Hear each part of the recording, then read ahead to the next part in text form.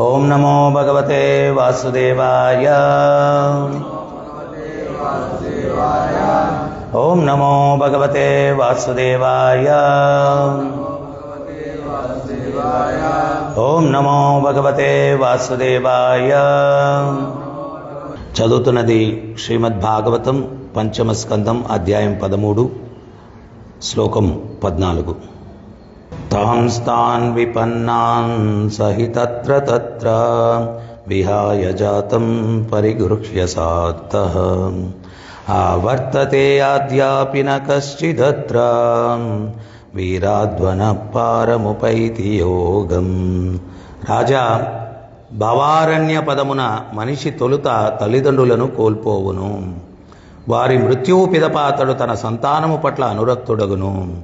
ఆ ప్రకారము అతడు భౌతిక ప్రగతి మార్గమున పరిభ్రమించుచు చివరకు మిగుల కలవరము చెందును.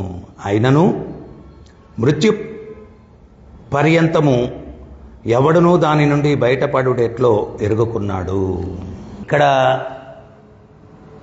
రాహుగణుడు జడభర్తుడు మధ్య ఇది సంవాదం అన్నమాట. ఈ యొక్క అధ్యాయము మనందరికీ తెలుసు, ఎన్నోసార్లు మనం చర్చించుకున్నాం. భరత మహారాజు ఏ రకంగా జింక పిల్ల మీద వ్యామోహంతో ఆయన మరలా జింకలాగా జన్మించి తర్వాత మళ్ళా జడభర్తుడిగా ఆయన పుట్టడం జరిగింది. పురాణాల్లో భాగవత పురాణం ఇది. దీంట్లో ఇటువంటి ఉదాహరణలన్నీ ఎందుకు ఇచ్చారు అంటే, మనము అనవసరమైన విషయాల పట్ల బాంధవ్యాన్ని పెంపొందించుకోకూడదు ఈ మనుష్య జన్మలో అనేటువంటి దానికోసం ఈ యొక్క చరిత్రలో ఇటువంటి సంఘటనలన్నీ కూడా జరిగాయి. అంటే మనందరికీ తెలుసు, భరత మహారాజు ఆయన గృహాన్ని వదిలిపెట్టి వచ్చేటప్పుడు ఎట్లా వచ్చాడు ఆయన. ఇప్పుడు మనకు పరీక్ష ఏంటంటే, ఎవరు నిద్రపోకుండా ప్రవచనం వింటారు అనేది. కుంభకర్ణుణ్ణి రాముల వారు చంపినప్పుడు నిద్రాదేవి వచ్చి చాలా కలత చెందిందంట. నాకున్నది ఒకే ఒక్క డిసైపుల్, ఆయన మీరు చంపేశారు, ఇంకా ఫాలోవర్ ఎవరు లేరు అని చెప్పి అప్పుడు రాముల వారు చెప్పారంట, నా కథ జరిగేటప్పుడు వాళ్ళని ఆవహించు, నిన్ను జయిస్తే నన్ను పొందుతారు, లేకపోతే నీ దాసులుగా ఉండిపోతారు అని చెప్పి. కూర్చోవడమే, మనం స్ట్రైట్గా కూర్చోవాలి ప్రవచనానికి. సపోర్ట్లు గిపోర్ట్లు తీసుకుంటే ఖచ్చితంగా నిద్రపోతాం. అదే తపస్య. సో మనం ఈ రకమైనటువంటి ఆయన గృహాన్ని వదిలిపెట్టి వచ్చేటప్పుడు, ఎవరు? భరత మహారాజు గృహాన్ని వదిలిపెట్టి వచ్చేటప్పుడు ఆయన ఎట్లా వచ్చాడు అంటే, అందమైనటువంటి భార్యలు, పిల్లలు, కుబేరుణ్ణి తలదన్నేటువంటి ఐశ్వర్యం, అంత మనకుంటే అసలు రావేమో భక్తిలోకి. అన్నీ ఉన్నా కానీ మలపు దొడ్డిలో నుంచి బయటకు వచ్చేటప్పుడు ఎవరైనా కానీ బాధగా వస్తారా? టాయిలెట్లో ఆయన అంత ఐశ్వర్యము వాటన్నిటినీ కూడా ఒక మలపు దొడ్డిలో నుంచి బయటకు వచ్చేటప్పుడు ఎంత విరక్తితో వస్తారో ఆ రకంగా వచ్చారు ఆయన. కానీ ఒక చిన్న పొరపాటు. ఆ పొరపాటు ఏంటి? చైతన్య మహాప్రభు ఏం చెప్తారంటే, భక్తుడు తామర పువ్వు లాంటి వాడంట. తామర పువ్వు ఎక్కడుంటుంది? చెట్టు ఎక్కడుంటుంది? నీళ్ళల్లో ఉంటుంది. సూర్యుడు వచ్చి కృష్ణుడు అనమాట. ఆ తామర పువ్వు మీద సూర్యరశ్మి సోకినప్పుడు ఏమవుతుంది? వికసిస్తుంది. అది ఎప్పుడు వికసిస్తుంది? నీళ్ళలో ఉన్నప్పుడు. ఆ నీళ్లు ఏంటి అంటే భగవద్భక్తుల యొక్క సాంగత్యం అని చెప్తారు చైతన్య మహాప్రభు. ఆ నీళ్లు భగవద్భక్తుల యొక్క సాంగత్యం. ఆ సాంగత్యం కూడా ఏంటి అంటే, మనం ఏం మాట్లాడుకున్నా ఏం చేసినా ఒక మెట్టు కృష్ణ చైతన్యంలో ఎదిగేదానికి అనుకూలమైనటువంటి దాన్ని సత్సాంగత్యం అన్నారు. ఒక మెట్టు ఎదగాల. ఇద్దరు భక్తులు ఏదైనా చర్చించుకున్నారు అంటే భక్తిలో ఒక మెట్టు ఎదగాల. దాన్ని సత్సాంగత్యం అన్నారు. సో ఆయనకి భరత మహారాజుకి అంత వైరాగ్యంలో వచ్చినటువంటి వ్యక్తి జింక వ్యామోహంలో పడిపోవడానికి కారణం ఏంటి అంటే భక్తుల సాంగత్యం లేదు, భక్తుల మధ్యలో లేరు. ఇప్పుడు మనకు కూడా భక్తుల మధ్యలో ఉంటే, ప్రభు నువ్వేదో జపం చేసినట్లేవు ఈరోజు అన్నావు అనుకోండి, నాకు చెప్తావు నువ్వు గులవుడివి. ఎవరు చెప్తారు? బయట ప్రపంచంలో వాళ్ళకి అసలు జపమంటేనే తెలియదు. వాళ్ళకి నువ్వు చేసినా ఒకటే, చేయకపోయినా ఒకటే. నువ్వు వాళ్ళతో వచ్చేసి హ్యాపీగా ఏదన్నా భౌతికమైనది ఎంజాయ్ చేస్తానంటే వాళ్ళు ఇంకా హ్యాపీ అవుతారు. మన శ్రేయోభిలాషులు ఎవరు అంటే భక్తులే. మనం ఒకరొకరు కలిసి ఎందుకున్నామంటే ఒకరినొకరు భక్తిలో ఎదగడానికి ఉత్సాహపరుచుకునేదానికి ఉన్నాం. అంతేగాని అందుకనే శాస్త్రాలు చెప్తాయి ఏమని అంటే సాంగత్యం అంటే కలిసి పడుకోవడం, కలిసి తినడం, కలిసి జీవించడం కాదు. కలిసి కృష్ణుని గురించి చర్చించడం, ఇది ముఖ్యమైనటువంటి సాంగత్యం అంటే, భక్తుల సాంగత్యం అంటే కృష్ణుని గురించి చర్చించుకోవాలి. సో ఆయనకి భక్తుల సాంగత్యం లేని దానివల్ల జింక వ్యామోహంలో పడ్డాడు. తర్వాత ఆ జింక జన్మనెత్తాడు. తర్వాత మళ్ళీ ఇప్పుడు జడభర్తుని యొక్క జన్మనెత్తాడు. సో ఇప్పుడు జడభర్తుడు ఎట్లా ఉన్నాడు? ఆయన ఒక మానవ మృగంలాగా ఉన్నాడు. ఇంట్లో ఆయన్ని ఎంత అవమానించేవాళ్ళు అంటే చెడిపోయిన ఆహారం పెట్టేవాళ్ళు జడభర్తుడికి, కుళ్ళిపోయిన ఆహారం పెట్టేవాళ్ళు, మాడిపోయిన ఆహారం పెట్టేవాళ్ళు. ఇవన్నీ ఆయన అనుకున్నాడు ఇవన్నీ మంచి కోసమే. ఎందుకోసం? మంచి కోసం చెప్పండి. ఏదన్నా బాగా వాతావరణం అనుకూలంగా ఉందనుకోండి, వాళ్ళకి కృష్ణుడు గుర్తురాడు. ఎందువల్లంటే ఎంజాయ్మెంట్ స్పిరిట్లో ఉన్నారు. మీకు ఒక ఉదాహరణ ఇస్తాను. సుగ్రీవుడు ఏం చెప్పాడు? ఈ చతుర్మాసం అయిపోయిన తర్వాత సీతమ్మ తల్లిని వెతకడానికి నేను వస్తాను అని చెప్పాడు. సో చతుర్మాస్యంలో రాముల వారేమో తపస్సు చేస్తుంటే ఈయనేమో ఇంద్రియ భోగాలకు వెళ్ళిపోయాడు.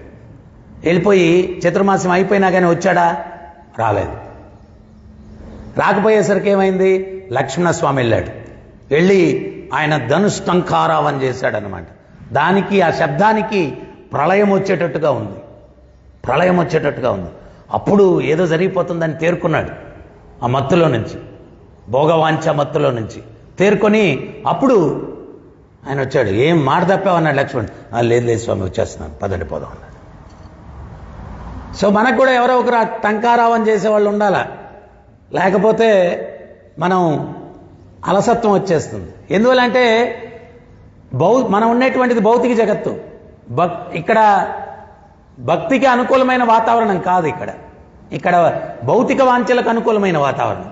ఈ శ్లోకంలో జడభర్తుడు రాహుగణుడు కథే చెప్తున్నాడు. రాజా, తాత ముత్తాతలు చనిపోయేది చూస్తాం మనం. తర్వాత మనం ఏం చేస్తాం? పిల్లకాయలు పుట్టిస్తూ ఉంటాం. కొన్ని రోజులకు మనం కూడా తాతలు అయిపోతాం, మనం కూడా పోతాం.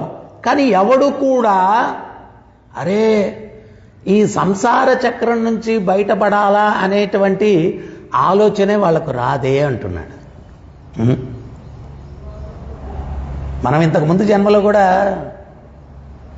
ఒక తల్లిగా ఉన్నాం, ఒక తండ్రిగా ఉన్నాం, పిల్లోడిగా ఉన్నాం, తాతగా ఉన్నాం, అయిపోయిందన్నీ. కుక్కగా ఉన్నాం, పిల్లిగా ఉన్నాం, ఎలుగుగా ఉన్నాం. అందుకనే పురంధరదాస్ ఒక పాట పాడతాడు. ಹುಟ್ಟದ ಯೌನಿಗಳೆಲ್ಲ పుట్టని జన్మలు లేదు, తిరగని ప్రదేశం లేదు. మనకెవడో ఫారినర్ వచ్చాడు మన ఊరికి, ఆయన చూసాం. ఇటు బలి తెల్లగా ఉన్నాడే, నేను నల్లగా పుట్టానే, కొంచెం నేను కూడా తెల్లగా పుట్టుంటే బాగుండు. లాస్ట్లో పొరపాటున నీ కర్మగాలి చచ్చేటప్పుడు తెల్లగుంటే బాగుండనే ఆలోచన వచ్చిందనుకోండి, పోయి అక్కడ అమెరికాలో ఎక్కడో పుడతావు. భగవంతుడు అదే కదా చెప్పాడు. అంత్యకాలంలో ఏం స్మరిస్తే దాన్ని పొందుతామన్నారు. ఎం వాపి స్మరణ్ భావం త్యజంతంతే కలైవరం తం ఏవతి కౌంతేయ సదా తద్భావ భావిత. జీవితం అంతా ఏం పనులు చేస్తావో దాన్ని బట్టి మృత్యు సమయంలో నీ చైతన్యం స్థిరమవుతుంది. మృత్యు సమయంలో దేని మీద నీ చైతన్యం ఉందో దాన్ని నువ్వు పొందుతావు. అది భగవంతుడు చెప్పింది. సో మనం ఏం చేయాలా? అంత్యకాలే నారాయణ స్మృతి, అంత్యకాలంలో కృష్ణ రామ గోవింద అనేదానికి ఇప్పటి నుంచి ప్రాక్టీస్ చేయాలా. చేయకపోతే అంత ఈజీ కాదు. అది కూడా తెలుసు, మీరు ఎన్నోసార్లు వినుంటారు. ఏదో ఒక ఊర్లో ఒక పెద్ద ఆయన చావడానికి సిద్ధంగా ఉన్నాడంట. కొందరు పెద్దలు అరే అంత్యకాలాయ నారాయణ స్మృతి అన్నారు కదా, వీటి చేత నారాయణ అనిపిద్దామని చెప్పి వాళ్ళు ప్రయత్నం, నా బాబు కొంచెం నారాయణ అనరా అన్నాడు. అవును అన్నాడంట. నోట్లోంచి రావట్లా. ఒక పెద్ద ఆయనకు ఆలోచన వచ్చిందంట, గోగునార తెచ్చి కళ్ళ ముందు పెడితే నారా అంటే సగఫలితం అని దక్కుతుందేమో అని చెప్పి గోగునార తెచ్చి కళ్ళ ముందు పెట్టాడంట. వాడు పీచు అన్నాడంట. పీచు అన్నాడంట. మనము ఒక యజమాని దగ్గర పని చేస్తున్నాం, మంచిగా పని చేస్తే ప్రమోషన్ రోజో ఇంక్రిమెంట్ రోజో ఇస్తాడు. మనం ఏం పని చెప్పినా పోవాయనం చేయను అంటున్నాం. లాస్ట్లో ప్రమోషన్ రోజు మాత్రం సార్ నమస్కారం సార్ వీడి నాటకాలు ఇస్తాడు ప్రమోషను. సో జీవితం అంతా ఇచ్చాడు భగవంతుడు మనకు. మనం దేని మీద ధ్యానం పెట్టున్నాం, ఏం చేస్తున్నాం, ఆ హృదయంలో కూర్చొని ఆయన సాక్షిభూతుడిగా గమనిస్తున్నాడు. దాన్ని బట్టి ఆయన ఫలితాన్ని ఇస్తాడు మృత్యు సమయంలో. ఆయన్ని స్మరించాలా లేదా అనేది. నువ్వు ఊరికే నటన చేసేసి నేనేదో స్మరించేస్తానంటే ఎట్ట కుదురుతుంది? ఆయన హృదయంలో ఆయన్ని అనుమతించాల. ఇప్పుడు కూడా మనం ప్రవచనానికో ప్రచారానికో ఏదో చెప్పాలనుకుంటాం. పరమాత్మ ఆయన హృదయంలో ఏం ప్రేరేపణ కల్పిస్తే అదే, లేదా మర్చిపోతాం. అబ్బా నేను చెప్పాలనుకున్నా ప్రభు మర్చిపోయాను అంట. మత్త స్మృతి జ్ఞానం అపోహనం చ, తెలివితేటలు జ్ఞాపక శక్తి అన్నీ ఆయన ఇస్తాడు. సో అందుకని పునరపి మరణం పునరపి జననం, జన్మ మృత్యువు ముసలితనం వ్యాధి అనేటువంటి సంసార చక్రం నుంచి ఎట్లా బయటపడాలా అనేది ఆలోచించరేంటి? తాతలు చనిపోయేది చూశారు, అందరు చనిపోతుండే చూస్తున్నారు, కానీ ఈ యొక్క సంసార చక్రం నుంచి ఎట్లా బయటపడాలా అని ఆలోచించరే అనే విషయాన్ని ఈ శ్లోకంలో చెప్తూ ఉన్నారు. మనుష్య జీవితం దానికోసం ఉద్దేశింపబడింది. సో పురంధరదాస్ చెప్తున్నాడు, నువ్వు పుట్టని జన్మ లేదు, తిరగని ప్రదేశం లేదు, తినని తిండి లేదు. పందిగా పుట్టాం ఒకసారి, మనకు హల్వా ఇష్టం, దానికి వేరే హల్వా ఇష్టం. దానికి హల్వా పెడితే రుచించదు. ఆ జన్మలో దాని రుచి వేరే. సో అన్నీ అనుభవించాను. మొన్న ఒక రోజు ప్రవచనం అయిపోయిన తర్వాత ఇన్ని జన్మలను ఎందుకు ఇచ్చాడు భగవంతుడు అని అడిగారు ఒకరు ప్రశ్న. నేను చెప్పాను, మనం ఆ ఎక్స్పీరియన్స్లన్నీ కాకపోతే మనుష్య జన్మలో ప్రభు నేను అది అనుభవించలేదు కదా, ఇది అనుభవించలేదు కదా అంటాము. అందుకని 80 లక్షల జన్మలు ఇచ్చి అనుభవాలన్నీ ఇచ్చేశాడు. ఇంకా దేని గురించి ఆలోచించబాకురా, నా గురించి ఆలోచించి తరించు అని చెప్పి మనకు ఒక సాక్షాత్కారం కలగడానికి. చప్పట్లు కానీ గట్టిగానే కొట్టేస్తాను, నిద్రపోయేవాళ్ళు లేస్తారు. నేను ఈ మధ్య అదొకటి చెప్తా ఉన్నా, పక్కన వాళ్ళు ఎదురుపోతుంటే వాళ్ళు కూడా టక్కన లేచి కొట్టేస్తారు. దేని కొట్టారో తెలియదు వాళ్ళకు. అట్లీస్ట్ లేపడానికైనా చప్పట్లు కొట్టండి. సో ఎందుకోసం మనకు అన్ని ఎక్స్పీరియన్స్ ఇచ్చారంటే, మనుష్య జన్మలో ఇంక నీకేం మిగలలేదురా నాయనా, నన్ను మాత్రం సేవించి తరించు. అన్నీ అయిపోయాయి. ఏ భౌతిక జగత్తులో జీవుడు ఏమేమి అనుభవించాలనుకుంటాడో వాడికి నేను పెద్ద కొట్లాడే వ్యక్తిలాగా ఉండాలనుకున్నాడు. సరే పుల్లాగా పుట్టిస్తాడు ఒక జన్మలో, కొట్లాడు కనిపించినట్టు మీదకంతా ఉరుకుతూ ఉంటాడు వాడు, బ్యా బ్యా అని చెప్పి అరుస్తా. సో ఒక్కో జన్మ ఇంకోటి జిత్తులు మారిలాగా ఉండాలనుకుంటాడు, నక్క జన్మెత్తిస్తాడు. అన్ని నక్కలాగా జిత్తులు మారిలాగా తిరుగుతూ ఉంటాడు. సో ఒక్కొరు అన్ని అనుభూతి అన్ని 80 లక్షలు అయిపోయింది. సో మరి ఈ మార్గంలో ఈ యొక్క మనుష్య జన్మ ఎత్తిన తర్వాత వేదం ఏం చెప్తుంది? ఒక్కటి ప్రశ్నించాలి మనం, అతాతో బ్రహ్మ జిజ్ఞాస. పరమసత్యాన్ని తెలుసుకునేదానికి నేనెవరు, భగవంతుడు ఎవరు, నాకు భగవంతునికి ఉన్న సంబంధం ఏంటి, ఈ దుఃఖాలు ఎందువల్ల ఉన్నాయి, జన్మ మృత్యువు ముసలితనం వ్యాధి, వీటి నుంచి బయటపడే మార్గం ఏదైనా ఉందా? అప్పుడు అది ప్రశ్నించినప్పుడు మనకు అన్నీ కూడా గురువు ద్వారా శాస్త్రాల ద్వారా అన్నిటికీ సమాధానాలు. నేనెవరు? భగవంతుడు గీతలో చెప్తున్నాడు, మమైవాంశో జీవలోకే జీవభూత సనాతన. నా యొక్క అంశ వినువు. మరి నా తండ్రి ఎవరు? అహం బీజప్రాదపిత. నేను మీ అందరికీ బీజప్రదాతనైనటువంటి తండ్రిని. మరి ఈ దుఃఖాలు ఎందువల్ల ఉన్నాయి? వీటి నుంచి బయటపడే మార్గం ఏమన్నా ఉందా? దానికి భగవంతుడు చెప్తున్నాడు, ఆ బ్రహ్మాభూనాన్ లోకో పునరావర్తినోర్జున మాముపేత్యంతు కౌంతేయ పునర్జన్మన విద్యతి. బ్రహ్మలోకం నుంచి పాతాళ లోకం దాకా ఎక్కడికి వెళ్ళినా పునర్జన్మ ఉంది. నా లోకానికి వస్తే పునర్జన్మ లేదు. మరి ఆయన లోకానికి వెళ్ళాలంటే ఏం చేయాలా? ఒక్కొక్క యుగంలో ఒక్కొక్క పద్ధతి ఉంది ఆయన లోకానికి వెళ్ళడానికి మనం చేయాల్సింది. కృతేయధ్యాయతో విష్ణుం త్రేతాయా జజతో మకై ద్వాపరే పరిచర్యస్య కలౌ తత్హరి కీర్తన. సత్యయుగంలో తపస్సులు, త్రేతాయుగంలో యజ్ఞయాగాదులు, ద్వాపరయుగంలో విగ్రహారాధన, కలియుగంలో నామ సంకీర్తన. హరే కృష్ణ హరే కృష్ణ కృష్ణ కృష్ణ హరే హరే హరే రామ హరే రామ రామ రామ హరే హరే.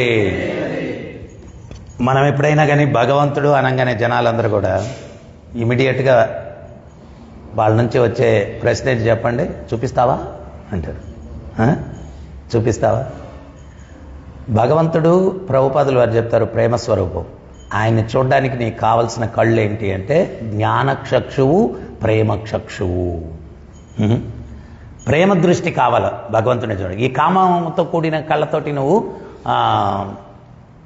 చూడలేవు. ఇప్పుడు మనం అది చెప్తే ప్రేమ దృష్టి అంటే ఏ మార్కెట్లో దొరుకుద్ది ప్రభు? ఇస్కాన్ అనే మార్కెట్లో దొరుకుద్ది అనమాట. ప్రేమ చక్షువులు కావాలంటే ఎట్లా? సాధన ద్వారా. సాధన ద్వారా ప్రేమ దృష్టిని మనం పెంపొందించుకోవాలి. ఒకసారి బుద్ధుడు భిక్షాటనకి వెళ్ళాడు. ఒక రాజు ఆయనకి విలువైన వస్తువులు కానీ దానం ఇస్తే విలువైన జ్ఞానం ఇస్తాడని చెప్పి ఒక వెండి పళ్ళెం నిండుకు విలువైనటువంటివన్నీ పెట్టుకొని దానం ఇవ్వడానికి వెళ్ళాడంట. పరమాత్మ స్వరూపం కదా, ఆయనకి తెలియదేముంటుంది. ఆయన ఏం చేశాడంటే రాజు దగ్గరికి వచ్చేసరికి అక్కడ బురద ఉండిందండి, మట్టి. అది తీసుకొని ఆ భిక్ష పాత్రలో పూసేసి భిక్షాం దేహి అని అన్నాడంట. ఆ రాజు ఆ పాత్రలో మట్టి చూశాడు. చూసి, హే స్వామి, మీ పాత్రలో మట్టి ఉంది, దాన్ని శుద్ధి చేసుకోండి, లేకపోతే నేను వేసే పదార్థాలన్నీ కూడా కలుషితం అయిపోతాయి. అప్పుడు బుద్ధుడు అన్నాడంట, నా నుంచి గొప్ప జ్ఞానాన్ని నువ్వు కోరుకుంటున్నావు, నీ మనసులో మాలిన్యం ఉంది, సాధన చేసి దాన్ని శుద్ధి చేసుకో, లేకపోతే జ్ఞానం కలుషితం అయిపోద్ది నేను ఇచ్చేది అన్నాడు. అందుకనే మనం కూడా ఏంటి అంటే భక్తిలోకి వస్తాం, కానీ యాక్చువల్గా భక్తిలో అన్వేషణ దేనికి ఉండాలంటే భగవంతుడి గురించి ఇంకొంచెం తెలుసుకోవాలా, లేకపోతే ఇంకోటి వీటి మీద ఉండాలి. కానీ మనం ఏం చేస్తామంటే ఆ భక్తుడెట్ట, ఈ భక్తుడెట్ట, వాడికి లోపం ఏముంది, వీడికి లోపం ఏముంది అని ఎవరన్నా వస్తే వాడికి భక్తి గురించి చెప్పి ఒక మెట్టు ముందుకు నెట్టాలా అనేది పోనిచ్చి వాడికి నెగటివ్ విషయాలని చెప్పి. ఫర్ ఎగ్జాంపుల్, చిన్న ఎగ్జాంపుల్ ఇస్తాను నేను.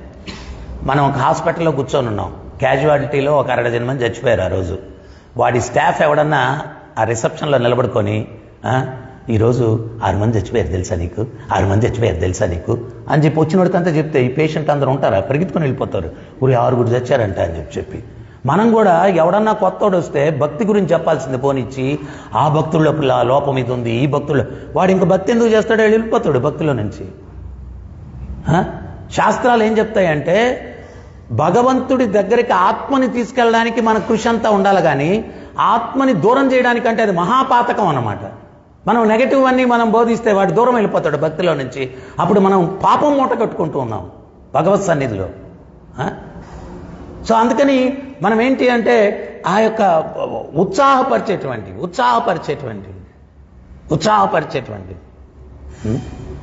సో అందువల్ల మనం ఏంటి అంటే భక్తిలో ఆ యొక్క ఇవన్నీ కూడా తెలుసుకోవాలి. ఏం చేస్తే నేను పురోభివృద్ధిని సాధిస్తాను, సో అందువల్ల మనం పాజిటివ్ సాంగత్యం అంటే భక్తిలో అనుకూలమైనటువంటి సాంగత్యాన్ని మనం ఎంచుకోవాలా. అనుకూలమైనటువంటి సాంగత్యం ఎందువల్ల అంటే వేలాది మందిలో ఎవడో ఒక్కడొస్తాడు భక్తి మార్గంలోకి. ప్రభుపాదులు వారిని అడుగుతారనమాట, ప్రభుపాద్ చాలా తక్కువ మంది ఉన్నారేంటి భక్తులు అన్నారు. తర్వాత కొంతమంది వెళ్ళిపోతున్నారేంటి భక్తులు అని. ఉండేవాడి గురించి ఆలోచించు, ఈ కలియుగం మాయలు ఎట్ట ఉండగలుగుతున్నాడు ఈడని, పోయేవాడి గురించి పెద్ద ఆలోచించబోకన్నాడు ప్రభుపాదులు. ఎందుకంటే ప్రవాహానికి ఎదురీత ఇది మాయ లాగేస్తూ ఉంటుంది. సో సో అందుకని మనం ఏంటి అంటే ఒక్కొక్క యుగంలో ఒక్కొక్క యుగధర్మం. సత్యయుగంలో తపస్సులు, త్రేతాయుగంలో యజ్ఞ యాగాదులు, ద్వాపర యుగంలో విగ్రహ ఆరాధన, కలియుగంలో నామ సంకీర్తన. ఈ నామ సంకీర్తనలో కూడా మనం ఏంటి అంటే ఆ నామాన్ని కూడా అపరాధరహితంగా మన నామాన్ని చేయడానికి ప్రయత్నించాలా, అపరాధాలు లేకుండా. ఒకసారి శివుడికి బ్రహ్మ దగ్గర నుంచి రామాయణం దొరికిందంట. ఎన్ని శ్లోకాలో తెలుసా? బ్రహ్మ దగ్గర రామాయణం 100 కోట్ల శ్లోకాలంట. అంటే ఆచార్యులు ఏం చెప్తారంటే ఆకాశం అంత పేపర్ తీసుకొని సముద్రంలో ఉండేంత ఇంకు తీసుకొని రాసినా కానీ రామాయణాన్ని రాయలేరంట. అంత లీలలు ఉన్నాయంట రామాయణం. ఆకాశం అంత పేపరు, సముద్రంలో ఉండేంత ఇంక్ తీసుకొని రాసినా కానీ లీలలు అన్నీ ఉన్నాయంట, రాముల వారి లీలలు. సో 100 కోట్ల శ్లోకాలంట శివుడికి దొరికింది. ఎవరి దగ్గర నుంచి? బ్రహ్మ దగ్గర నుంచి. ఆయన అనుకున్నాడంట, పార్వతీదేవితో చెప్పాడంట, ఏ పార్వతి ఇన్ని శ్లోకాలు ఏం చేస్తాం, నేను మామూలుగా కరుణామయుని కదా, అందరికి ఇచ్చేసేది, ఒక పని చేస్తానని చెప్పి 33 కోట్ల శ్లోకాలు ఉన్నత లోకాల వాళ్ళకి ఇచ్చేశాడంట. 33 కోట్ల శ్లోకాలు మధ్యలోకం వాళ్ళకి ఇచ్చాడంట. 33 కోట్ల శ్లోకాలు అధమలోకం వాళ్ళకి ఇచ్చాడంట. ఇప్పుడు లెక్కల పరీక్ష మీకు. ఇప్పుడు ఎన్ని మిగిలే?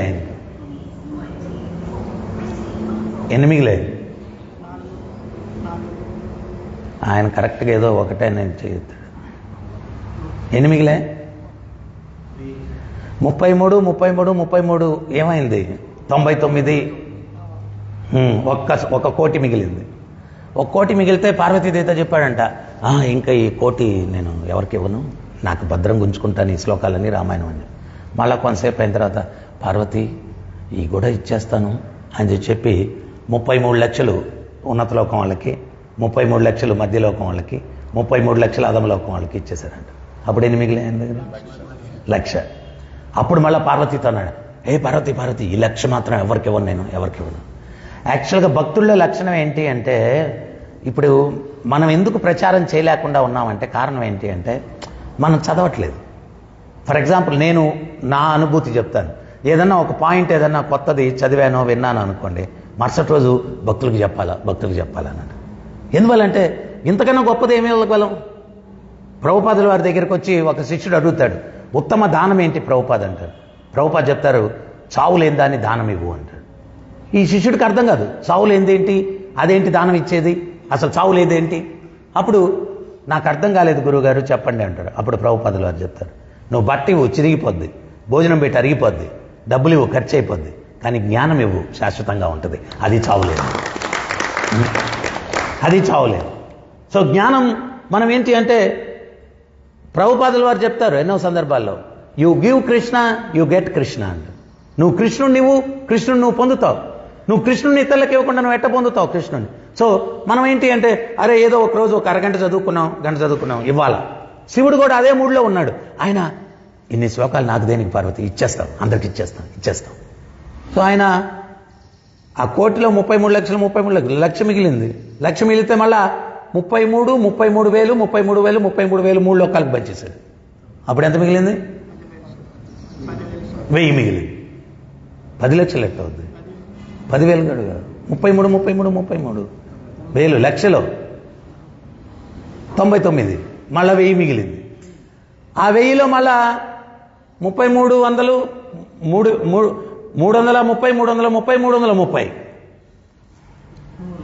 అప్పుడు ఎన్ని మిగిలింది? 100. ఆ 100లో మళ్ళా ఏం చేశారంటే 33 10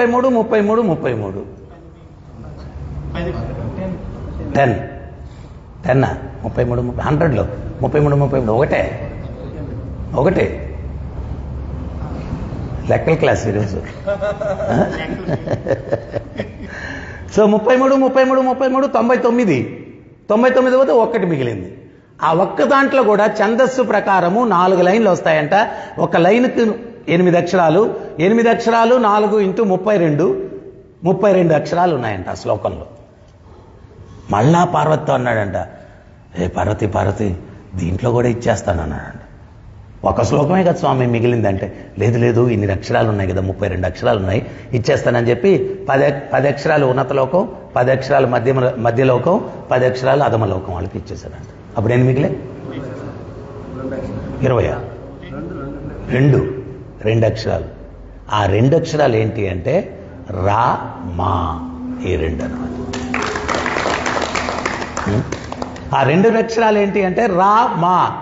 ఆ 2 అక్షరాలతో ఆయన చెప్పాడంట 100 కోట్ల శ్లోకాలున్నటువంటి రామాయణాన్ని ఎవరైనా సమృద్ధిగా అర్థం చేసుకోవాలంటే ఈ 2 అక్షరాలను ఎవడైతే చెప్పిస్తాడో వాడు సంపూర్ణ రామాయణాన్ని అవగతం చేసుకోగలడు అని చెప్పాడు. అంటే దీని సారాంశం ఏంటి అంటే భగవంతుణ్ణి, భగవత్ తత్వాన్ని, భగవత్ లీలల్ని నువ్వు అర్థం చేసుకోవాలా అంటే నామం ద్వారా సాధన చేయాలా. రామ రామ రామ రామ రామ రామ రామ.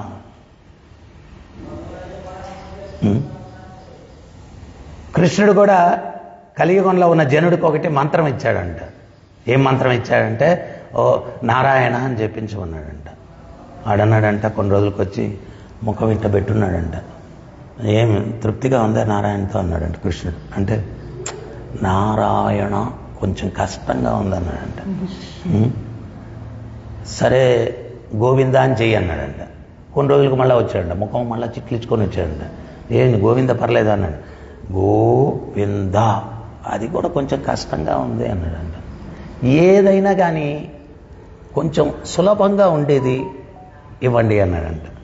అప్పుడు ఈయన 2 అక్షరాలు ఉండేటువంటి, ప్రతి పదానికి 2 అక్షరాలు ఉండేటువంటి ఒక మంత్రాన్ని ఇస్తాను.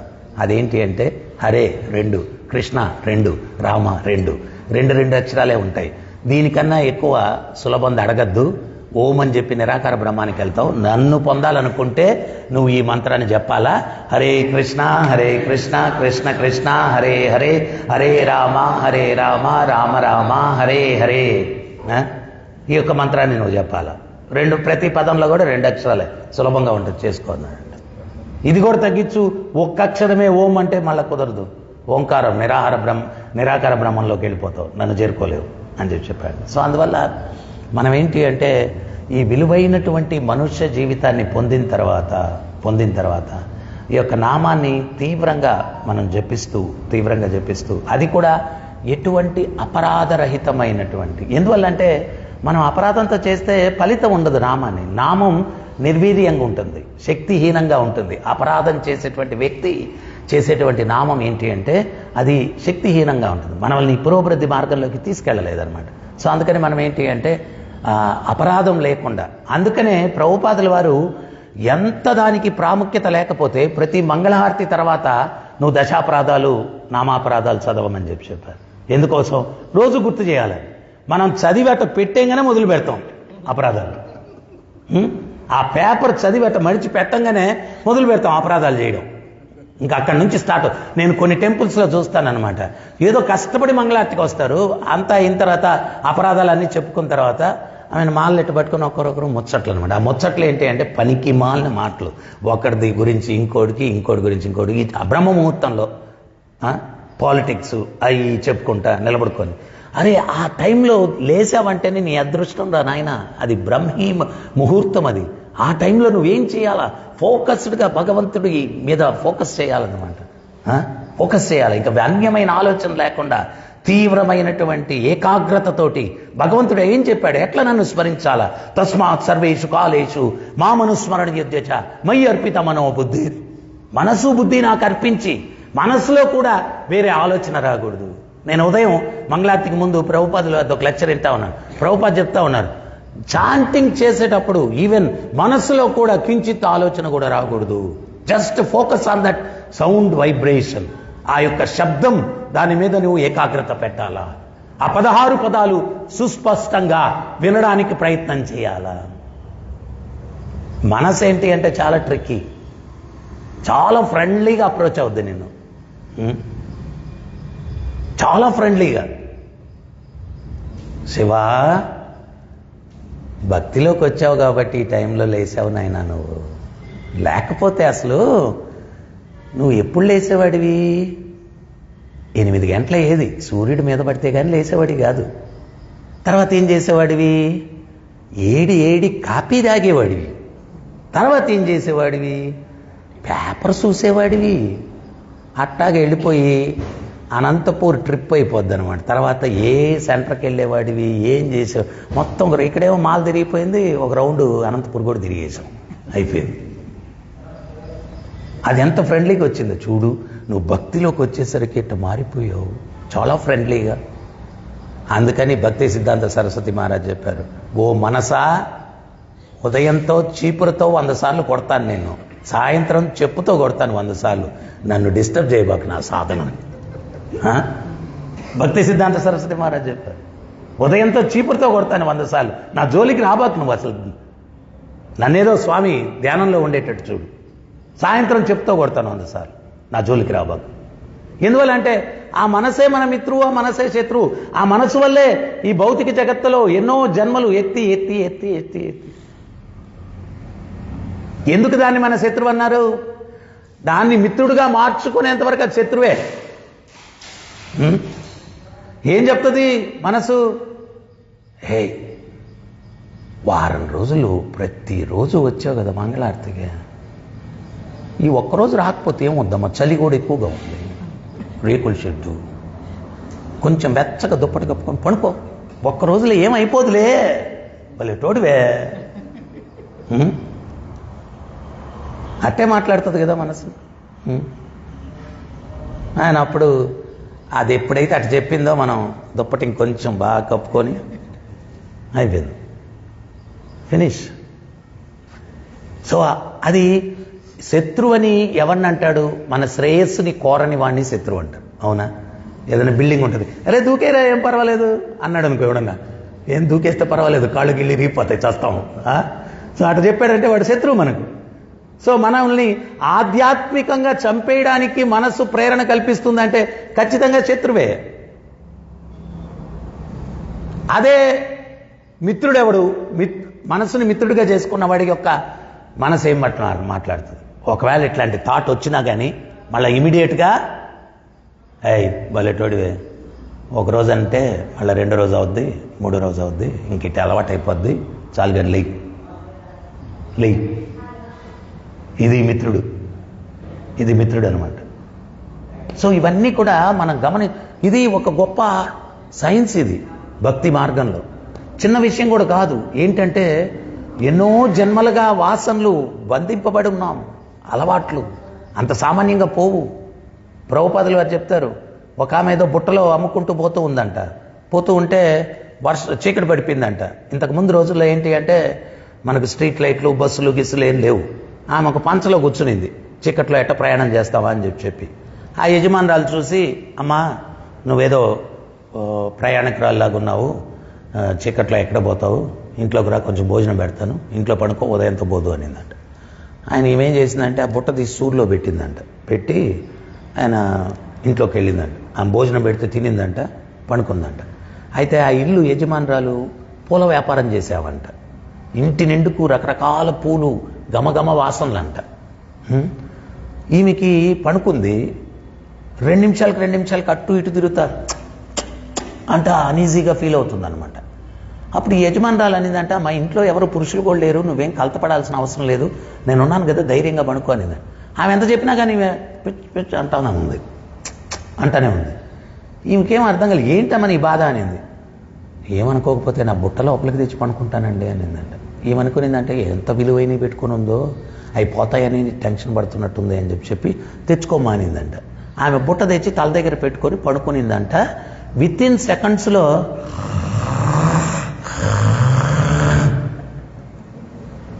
ఆ బుట్టలో ఏమున్నాయంటే ఎండు చేపలు ఉన్నాయి. ఆ వాసన తగలకపోయేసరికి నిద్ర పట్ల ఈమెకి ఆ పూల వాసన చాలా విరక్తి కలిగింది, నిద్ర రావట్లేదు అనమాట. ఎప్పుడైతే ఆ ఎండు చేపల బుట్ట తెచ్చి తల దగ్గర పెట్టుకుందో గుర్ర నిద్రపోయింది. మనకు కూడా మన వాసనలు వేరుగా ఉన్నాయి. ఎన్నో జన్మల నుంచి భౌతిక వాసనలన్నింటినీ కూడా అంటించుకొని ఉన్నాం. దానివల్ల ఏమవుతుందంటే మనకు భక్తిలో ఎవరో ఒకరు ప్రేరణ కల్పించే వ్యక్తులు కావాలా, లేకపోతే ఏమవుతుందంటే మనం మర్చిపోతాం. ఎందుకు వచ్చా మర్చిపోతాం. నారదముని కృష్ణుడి దగ్గరికి వచ్చాడంట.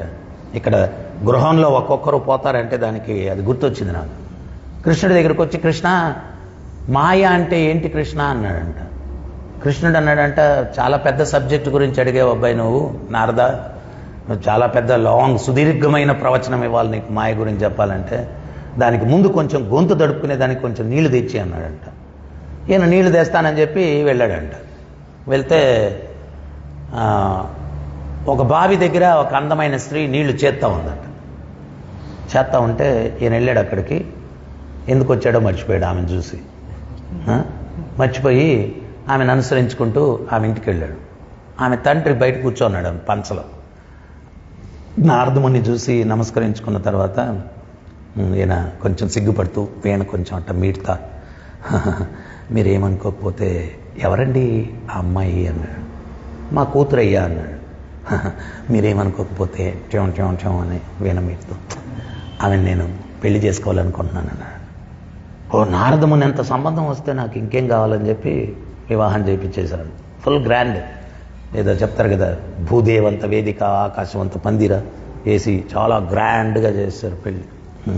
నేను ఎప్పుడు చెప్తుంటాను, ఎవరో ఒక భక్తుడు నన్ను అడిగాడు, ప్రభుజీ పెళ్ళి ఎందుకు అంత గ్రాండ్గా చేస్తారు అని అడిగారు. నేను చెప్పాను, జీవితంలో లాస్ట్ గ్రాండ్ రోజు నాయన వాడికి, అందుకని అంత గ్రాండ్గా చేస్తారు. ఇంకా గ్రాండ్నెస్ ఉండదు జీవితంలో. ఎవరన్నా జంతువుని బలిచ్చేటప్పుడు ఏం చేస్తారు తెలుసా, చక్కగా స్నానం జ్ఞానం చేపించి మాలేసి బొట్లు గిట్లు పెట్టి డమ్ములు డప్పులు అది అనుకుంటుంది, అబ్బా ఈరోజు నేను హీరో అనుకుంటాను. తీరా తీసుకెళ్ళిపోయి బలిపీఠం మీద తలకాయ పెట్టి నరికేస్తాను అనమాట. సో అది పెళ్ళి యాక్చువల్గా. మొన్న ఎవడో అడిగాడు, గురుగారు ఆడవాళ్ళంటే పెళ్ళయిందా లేదా అంటే కాళ్ళకు మెట్టెలు ఉంటాయి, మెళ్ళ మంగళసూత్రం ఉంటుంది, ఇవన్నీ గుర్తుపెట్టచ్చు, మగోడిని ఎట్ట గుర్తుపడతాము పెళ్ళయిందా లేదా అని చెప్పి అంటే నేను అన్నాను, ఎవడి మొహం ఏడుపు మొహం ఉంటుందో వాడికి పెళ్ళయిందని గుర్తుపెట్టాడు. ఎవడి మొహం ఏడుపు మొహం ఉంటుంది. సో గ్రాండ్గా వివాహం చేశారు. కాలక్రమంలో 6 మంది పిల్లలు పుట్టారు. ఇక్కడ అదే చెప్తా ఉన్నారు, తల్లిదండ్రులు చనిపోయిన తర్వాత వీడేం చేస్తాడు, ఇంకా పిల్లల్ని పుట్టించడం మొదలు పెడతాడు అనమాట, సంతానోత్పత్తి. 6 మంది పిల్లలు పుట్టారు. ఉన్నట్టుండి పెద్ద తుఫాన్ వచ్చింది. వస్తే ప్రవాహంలో ఊరు కొట్టుకొని పోతా ఉందన్నమాట. ఈయన ఏమంటున్నాడంటే, ఊరంతా కొట్టకపోయినా నా కుటుంబాన్ని నేను కాపాడుకుంటానని నట్టింట్లో మంచం వేసి అందరినీ మంచం ఎక్కిచ్చేసి, నన్ను గట్టిగా పట్టుకోండి అన్నాడు నారదముని. ఎవడు పట్టుకుంటే మృత్యువాగత్తి, గట్టిగా పట్టుకోండి అని అన్నాడు. ఆయన ఉన్నట్టుండి పెద్ద గాలి కొట్టింది, కప్పెగిరిపోయింది, ఫట్ గోడలు పడిపోయాయి, నీళ్లు ప్రవాహం. ఆ ప్రవాహంలో ఒక్కొక్కడు, ప్రభుపాదులు చెప్తారు, శాస్త్రాలు చెప్తాయి, నదిలో ప్రవాహంలో గడ్డిపోసులు ఆ ప్రవాహ తాకిడి కలుస్తూ ఉంటాయి, విడిపోతూ ఉంటాయి. అదే బంధుత్వాలు ఇవన్నీ కూడా మనం ఆ కర్మ ప్రవాహం వల్ల కొందరితో కలుస్తుంటాం, విడిపోతూ ఉంటాం, బంధాలన్నీ కూడా. సో ఆ ప్రవాహంలో ఒక్కొక్కరు కొట్టుకుపోతా ఉన్నారు. భార్య కొట్టుకుపోయింది, పిల్లకాయలు కొట్టుకుపోతా ఉన్నారు. లాస్ట్లో మొన్న పుట్టిన పిల్లడు ఉన్నాడు, వాడి మీద మమకారంతో నెత్తిని పెట్టుకున్నాడు, నిన్న కాపాడుకుంటానేను అన్నాడు. ఆ ప్రవాహం మీదకి వెళ్ళిపోయింది, తల మీదకి వెళ్ళిపోయింది. వెళ్ళిపోతే ఈయన బతికితే కదా వాడి గురించి ఆలోచించేది. ఆయన టక్కన వదిలేసి ఈయన ఎగరుతున్నాడు. ఆయన ఎగురుతూ పెద్దగా అరుస్తున్నాడు, నీళ్లు నీళ్లు ప్రవాహం ప్రవాహం ప్రవాహం. పక్కనే కృష్ణుడు ఉన్నాడు అనమాట. నీళ్ళ కోసమే పంపించాను నారద, ఏవి నీళ్లు అన్నాడు. నీళ్ళ కోసమే పంపించాను నారద, ఏవి నీళ్లు అన్నాడు. అంటే స్వామి నీళ్లు జలమయం జలమయం, అదేనయ్యా గొంతు తట్టుకునేదానికి నీళ్ళు దమ్మని పంపించాను, ఏవి నీళ్ళు అన్నాడు. ఆయన తేరుకొని కృష్ణుడితో అన్నాడు, మాయ అంటే ఏంటో అడిగిన దానికి ఎంత పెద్ద సినిమా చూపిస్తారా స్వామి, ఇంకెప్పుడు జీవితంలో మాయ అంటే ఏంటో అడగను నేను, ఇంకెప్పుడు జీవితంలో మాయ అంటే ఏంటో అడగను నేను. సో ఇట్లాగా మనం వచ్చిన పని, తల్లి గర్భంలో ప్రతి ఒక్కరము 5వ మాసం వచ్చేసరికి చైతన్యం బాగా అభివృద్ధి చెందుతుందంట. మలమూత్రాలతో నిండినటువంటి ఆ గర్భాశయంలో ఆ క్రిమికీటకాదులు కరుస్తూ ఉంటే మనం ఆ పిండం రూపంలో కదులుతామంట లోపల. ఆ బాధ తట్టుకోలేక భగవంతుడిని ప్రతి ఒక్కరం వేడుకుంటామంట, స్వామి నాకు మళ్ళా జన్మొద్దు, నన్ను బయటపడే, మిమ్మల్ని సేవించి తరిస్తాను, మోక్షం కావాలి నాకు, ఇంకొద్దు మళ్ళా జన్మ. ఊహించుకోండి, ఎవరినైనా ఒక గోని సంచులో తలక్రిందలు గేసి లోపల మలము మూత్రము చీము నెత్తురు ఇవన్నీ ఉన్నాయి లోపల, అవన్నీ కూడా క్రిమికీటకాదులు కరుస్తుంటాయి. ఎంత సూపర్గా ఉంటుంది కదా ఆ సిచ్యుయేషన్, అవునా?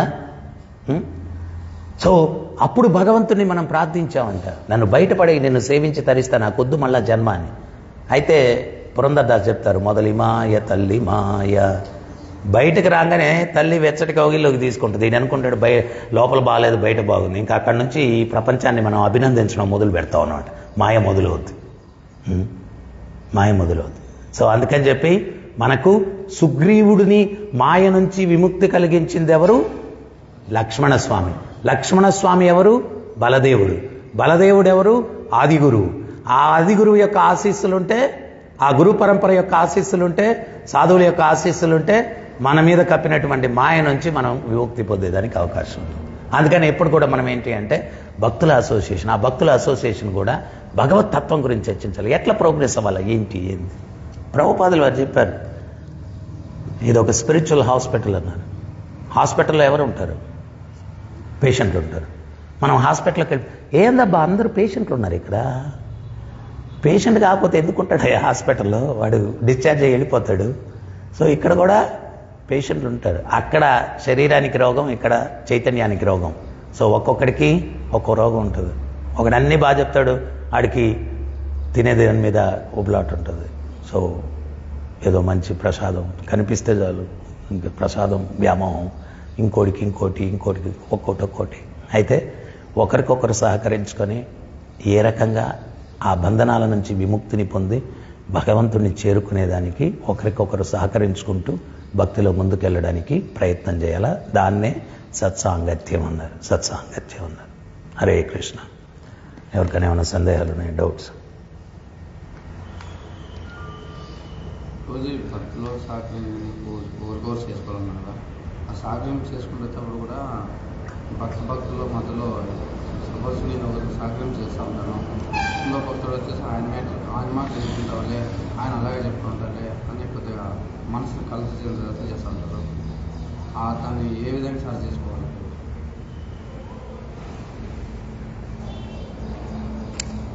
అనంతాళ్ళు వారు, రామానుజుల వారు కొండ మీద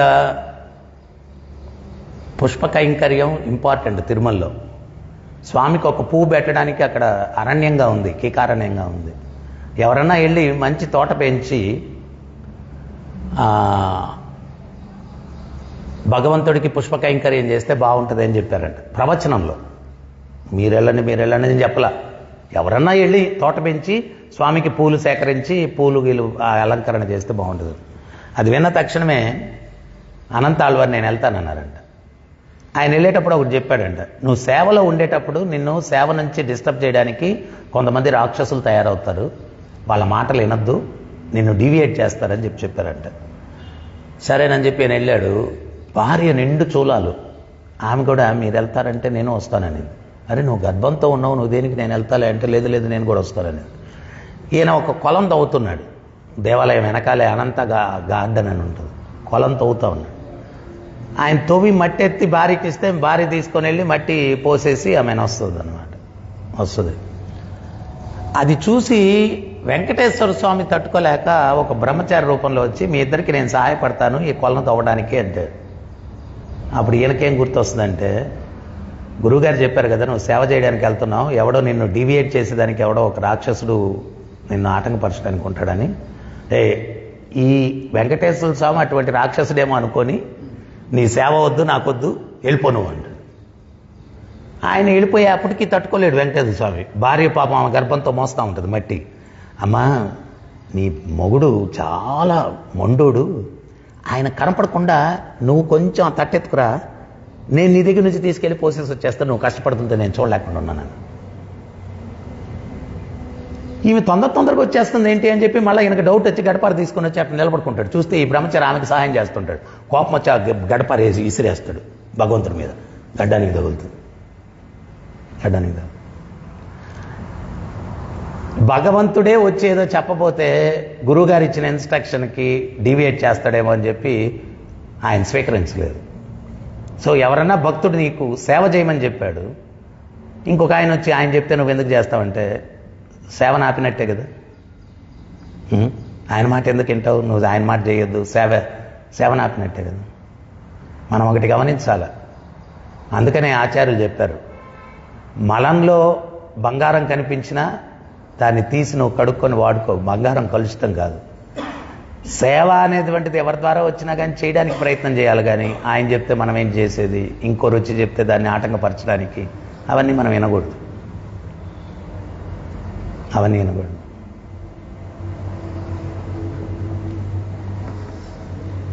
ప్రభుపాదులు వారు ఒకటి చెప్పారు, మనకేంటి అంటే సమస్య బయట నుంచి ఉండదు, లోపలే ఉంటుంది. బయట వాళ్ళు వచ్చి ఎవరు డిస్టర్బ్ చేయరు. లోపల ఉండే వాళ్ళని అవగాహన లేని దానివల్ల వాళ్ళ ఎజెండా ఏదో ఉంటుంది, అది ఫుల్ఫిల్ కావట్లేదని చెప్పి రకరకాలు. సో మనం వాటి మీద దృష్టి పెట్టకూడదు. ఇంకేమైనా డౌట్ ఉందా?